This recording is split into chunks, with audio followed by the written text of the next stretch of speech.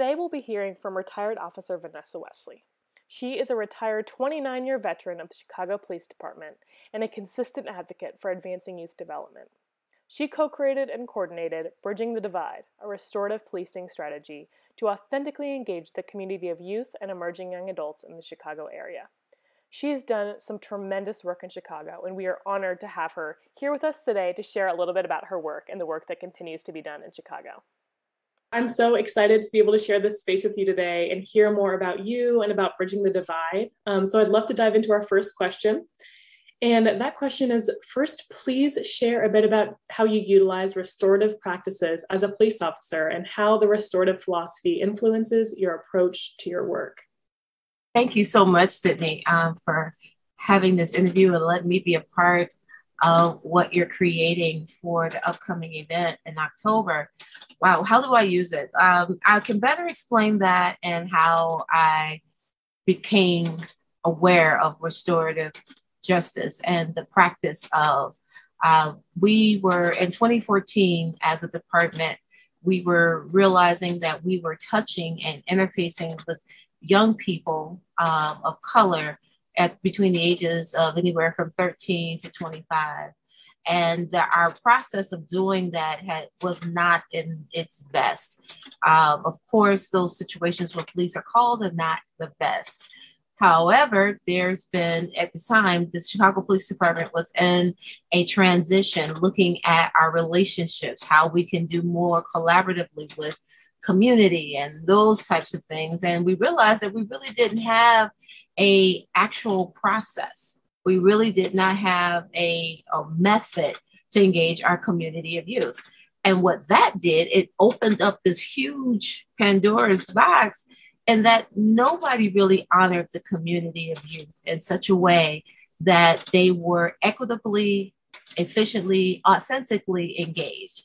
I liken that to having a kids' table at the holiday. So what ended up occurring even before our tragedies of 2014, 15, and so on, as a country, what we had to do was figure out how to do that. Meanwhile, unbeknownst to us, a community partner, another systems partner, the YMCA, their biggest concern, or one of the concerns with that group of young people, were they didn't see the police as their help. So it was one of those kind of conversations where they had to talk about decision making. Do I go back to the street life? My family is in this life. This is the only life that I've known as, growing up. I don't know how, or the threats that come with trying to leave those types of street organizations. And the question was asked, why don't you call the police? And the first response was like, oh, no, they're worse than the ops, right? And like, oh boy, they're the biggest gang in town. I'm like, ooh, that's not good. So partnering with them to address the needs of that small community of young people really became the map and model for what we call Bridging the Divide. And in that, we had to figure out a way to take the community members of police officers and young people and create a space where there was no judgment, there was an opportunity to repair harm, more importantly, a way to co-create strategies to move forward. So the amazing thing that came out of that is we tested it with a photo contest. And this photo contest was inspired by one of our juvenile justice judges, who's now retired, Judge Sheehan, and just a question that she asked her and her partner at the time: take pictures, or what do you see that represents strength and beauty in this community or in your community? So we partnered with them with the contest. And it was in that contest that we realized there was much larger work to be done. So we had to figure out how to do that larger work. And Restorative Justice entered into our conversations by way of Community Justice for Youth Institute, which is one of our leaders and anchor organizations of restorative justice practices and youth advocacies here in Chicago. And they were trainers. They were skill and capacity building organization. So I learned about peace circles. That was the first thing. And those peace circles became let me just digress a bit. The reason why we had to figure out a way was because our young people did not want to sit in spaces of conversation with police officers, adult police officers, and our adult police officers didn't want to have anything to do with those kids. And when I say those kids, the ones that are considered the problem kids, but change only comes by one conversation at a time. And if you're not in a space where you can be your authentic self and speak truth authentically, we'll never change. So we took the approach in an interventive or preventive space. How do we have these conversations of change? And peace circles came to be that way.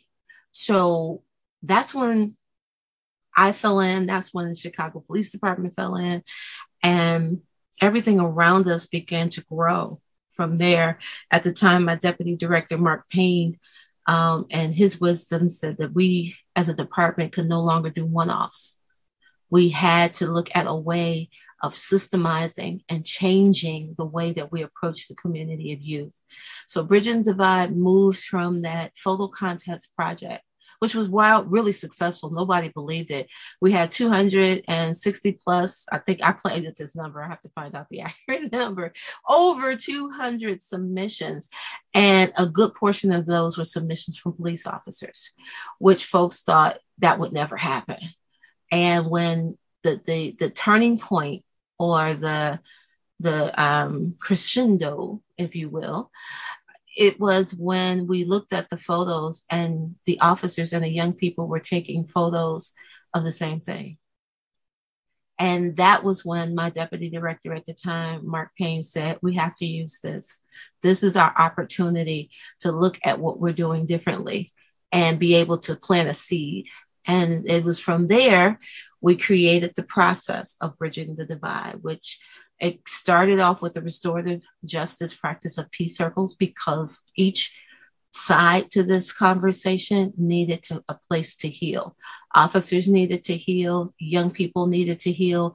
And when I say heal, some circles got deep, but we had to rehumanize one another.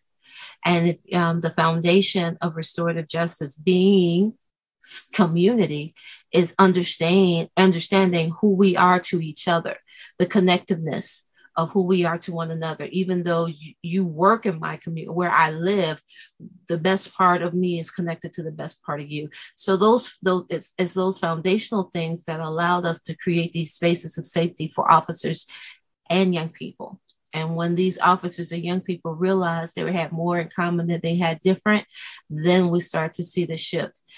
We were very intentional that these were not one-offs, meaning we had a circle here, or we designed the follow-up to the photo contest where we mapped out a 10 to 16 week process, giving room for the circle to work its magic in the healing aspect.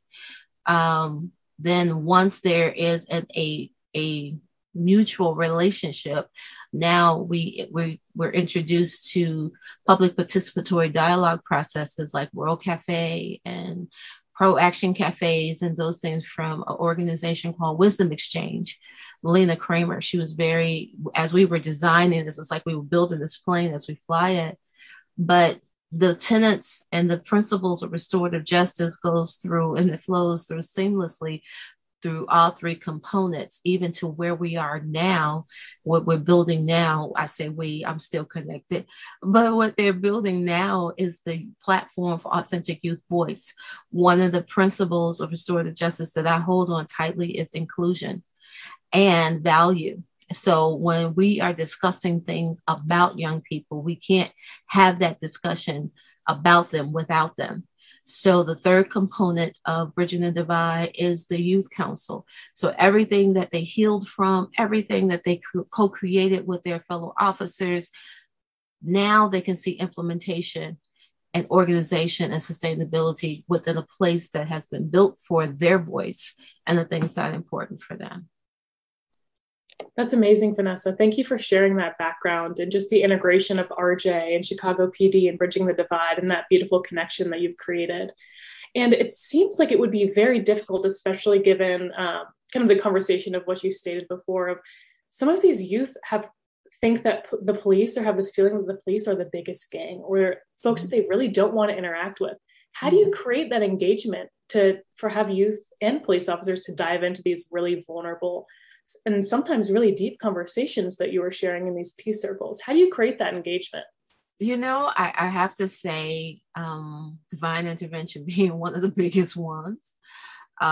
Please know that as we grew into this, we created this internal team, this movement within the Department of Community Policing personnel who wanted to see something different, specifically those officers that were assigned to work youth events and things like that.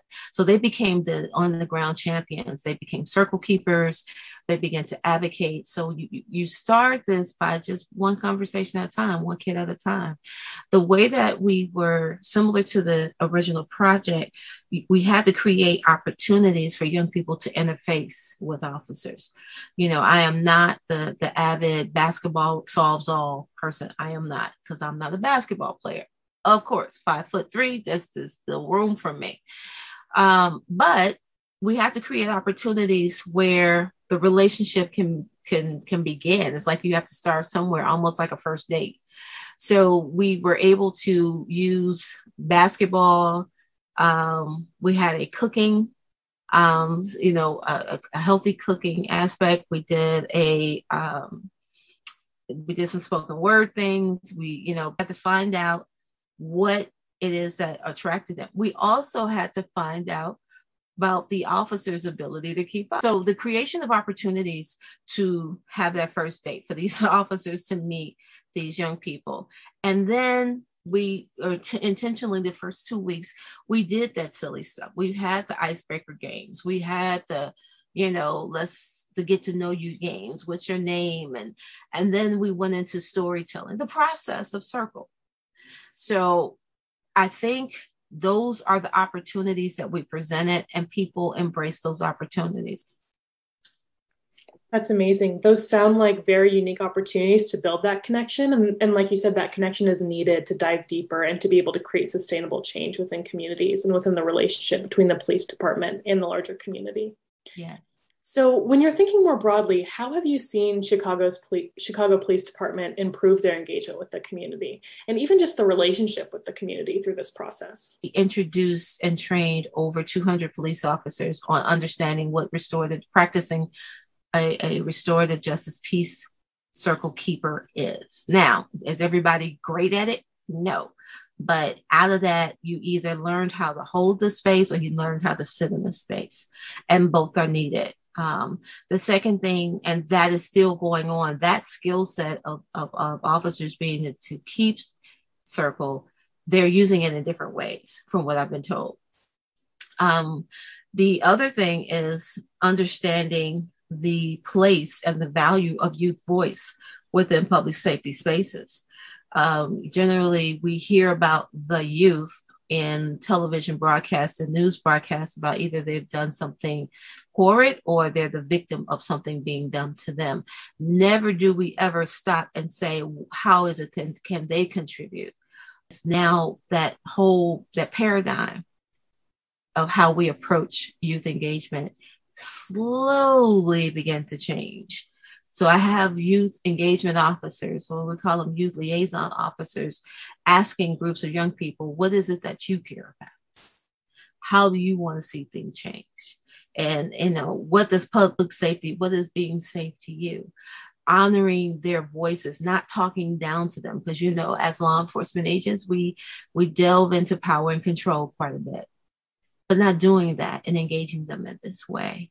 One of the larger things that kind of transcended out of the space of youth engagement into the processes for the Chicago Police Department, which is what we found in our second component, which was the collaboration and the co-creation of strategy, where we use the public participatory dialogue process of World Cafe and Pro Action Cafes. These are processes, dialogue processes that allow groups of people to think together.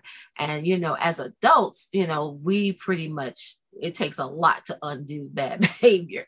But young people, they gravitated to it simply because they were contributing to their own change.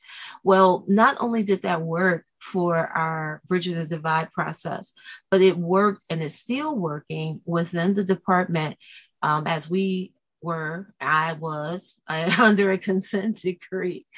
There were policies that had to be changed and we had to do this in collaboration with community. So we began that process with a large undertaking of going across the city and having 1, 2, 3, 4 processes, 4 different meeting processes for allowing not young people, but residents to contribute to things like our use of force, contribute to domestic violence, contribute to youth engagement, contribute to all these different things, their voices. And it's amazing when a citizen or a resident or stakeholder can look at the way our systemic police departments changing and see their voice in that change. Stepping into this third component, which is the leadership part.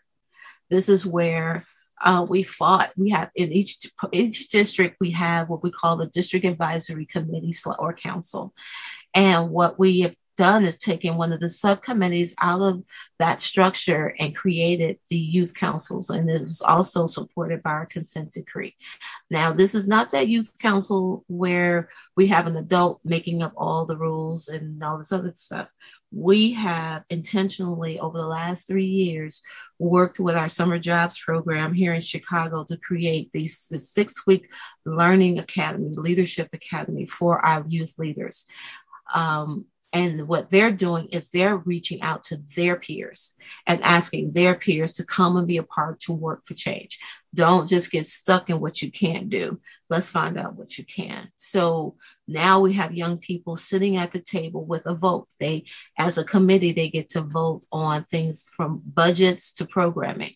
They meet with their district commander once a quarter, which is huge. Many of them have never talked, didn't know who the leader of the police officers were in their neighborhoods, right? You know, of course, they understood the differentiation of the shirts from blue to white, but who are these people? What do they do? So for the last 3 years, those I have identified as leaders understand the structure of the Chicago Police Department and therefore can go to their peers and say, this is how it's set up. This is how you get stuff done.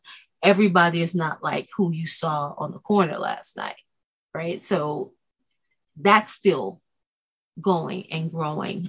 This year, they were acknowledged by Apple and some other folks. They got their laptops and they got some tablets, and hopefully by the time our conference rolls around, I can direct you to the site where they're actually sharing their story. That many of them, they blow my mind every time. Yeah, that's amazing, Vanessa. I'm really hopeful for where Bridging the Divide continues to go, and the way that the Chicago community and the youth will continue to be a part of what is going on and what's to come. So thank you so much for sharing this space with me for the last 30 or so minutes. I really loved hearing about you, about Bridging the Divide, and all the wonderful work that continues to be done in Chicago. So thank you so much. Well, thank you, Sydney. I appreciate you greatly.